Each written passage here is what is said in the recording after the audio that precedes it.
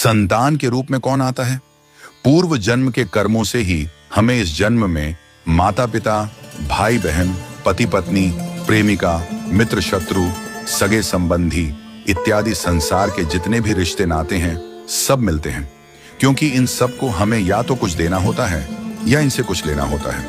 वैसे ही संतान के रूप में हमारा कोई पूर्व जन्म का संबंधी ही आकर जन्म लेता है, जिसे शास्त्रों में 4 प्रकार का बताया गया है।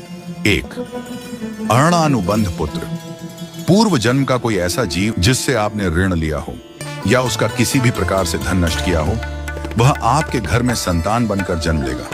वह अपना धन बीमारी में या व्यर्थ के कार्यों में तब तक नष्ट करेगा जब तक उसका पूरा हिसाब न हो जाए। 2. शत्रुपुत्र।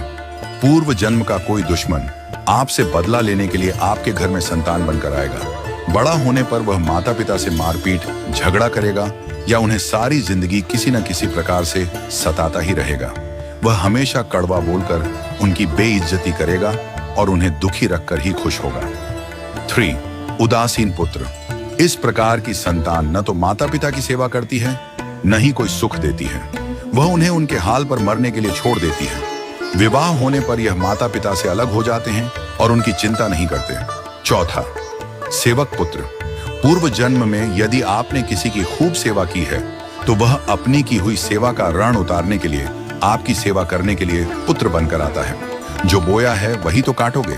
यदि अपने माता पिता की सेवा की है तो ही आपकी संतान बुढ़ापे में आपकी सेवा करेगी, वरना कोई पानी पिलाने वाला भी पास न होगा। आप यह न समझें कि यह सब बातें केवल मनुष्य पर ही लागू होती हैं। इन 4 प्रकार में कोई भी जीव आ सकता है। यदि आपने किसी गाय की निस्वार्थ भाव से सेवा की है तो वह भी पुत्र या पुत्री बनकर आ सकती है। यदि आपने गाय को स्वार्थवश पालकर उसके दूध देना बंद करने के पश्चात उसे घर से निकाल दिया हो तो वह ऋणानुबंध पुत्र या पुत्री बनकर जन्म लेगी। यदि आपने किसी निर्दोष जीव को सताया है तो वह आपके जीवन में शत्रु बनकर आएगा।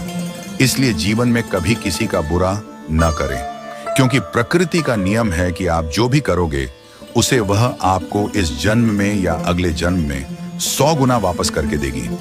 यदि आपने किसी को 1 रुपया दिया है तो समझो आपके खाते में 100 रुपया जमा हो गए हैं। यदि आपने किसी का 1 रुपया छीना है तो समझो आपकी जमा राशि से 100 रुपये निकल गए। जरा सोचिए, आप कौन सा धन साथ लेकर आए थे और कितना साथ लेकर जाओगे? जो चले गए वे कितना सोना चांदी साथ ले गए? मरने पर जो सोना चांदी, धन दौलत बैंक में पड़ा रह गया, समझो वह व्यर्थ ही कमाया।